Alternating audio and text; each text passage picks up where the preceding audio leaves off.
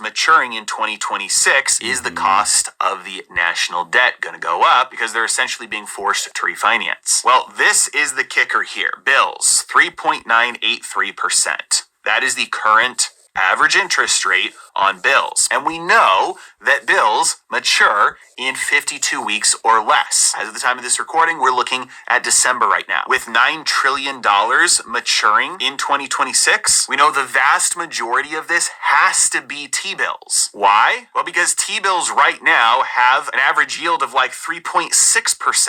But right now, on average, the government is paying 3.9% on all their bills, which means that a good chunk of the bills that they are holding were opened up over the last year, which means a huge chunk of the $9 trillion that is being rolled over in 2026 is bills. This is the reason why there has been so much pressure from the current administration on the Fed to lower interest rates. The Fed does not control long-term interest rates. When the Fed lowers rates, it really doesn't have much impact on the 30-year, the 20-year, the 10-year. It only has a big impact on the short end of the curve, which is this: T-bills. So for the entire pile of T-bills the government has right now, if they roll them over immediately, the cost of the debt will go down. And in fact, this is the reason why there is so much debt that is maturing in 2026, because for the last year, 2, maybe 3 years now, the plan has been on the fiscal side, we are going to everything as possible. We're going to, as it matures, roll it into short-term debt. We're going to get T-bills.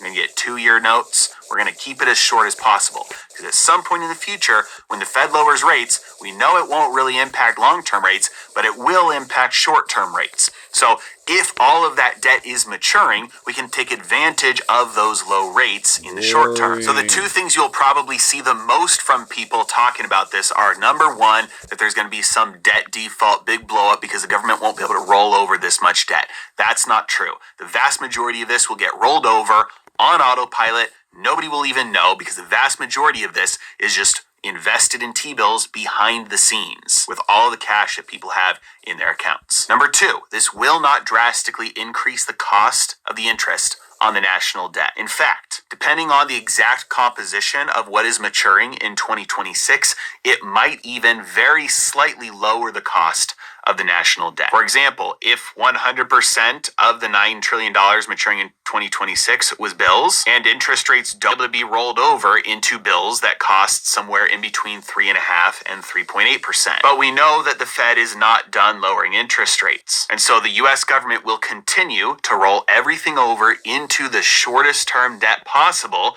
so that when interest rates finally get low enough, they'll have constantly maturing debt that they can choose when they want to refinance into longer term debt. So the bottom line is, this number I expect over the next year or two to actually get larger. More and more of the national debt to get concentrated at the short end of the curve. And we will not see that rolled over into 30-year, 20-year, or 10-year treasuries until some sort of policy happens that pushes those long-term interest rates lower. And that may not be possible without forcing them lower, because inflation expectations, I think, will continue to move higher, which means people won't be willing to lend the government at those higher rates. But if the Fed does yield curve control or restarts long-term quantitative easing, or if they're able to push through deregulation in order to get the banks to do quantitative easing for them, those kind of things could push long-term interest rates lower. And then the government would be willing to refinance. But until those things happen, more and more of the national debt will get concentrated at the short end, and it is unlikely to cause any sort of liquidity issue, borrowing issue, or defaults. As always, thank you so much for watching. Have a great day. What?